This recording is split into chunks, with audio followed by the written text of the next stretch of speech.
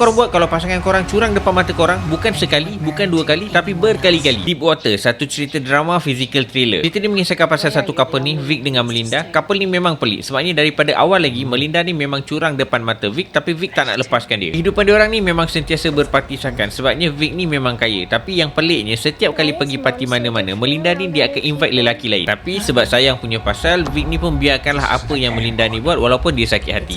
Apa yang aku suka dekat cerita ni, dia punya main jiwa tu memang tahap tertinggi punya. Aku daripada awal lagi memang dah sakit otak dengan karakter si Melinda ni. Kau dah lah curang, lepas tu kau nak belagak tuan pula. Bak kata pepatah tahun 2026 ni, kalau aku pergi sana, dua-dua sakit dia. Cerita ni dia jenis yang slow burn movie, sebabnya dia fokus on main game dari couple gila ni. Plot cerita ni jenis yang straightforward, so tak ada banyak benda yang korang kena fikir. Cuma ada a few part yang korang kena fikir sendirilah kenapa Melinda jadi macam gitu and ending dia. Kalau korang suka layan cerita yang bermain dengan permainan jiwa ni, korang boleh layan cerita ni, ada dekat Prime Video. Tapi amaran keras, cerita ni tak sesuai untuk tontonan bawah 18 tahun.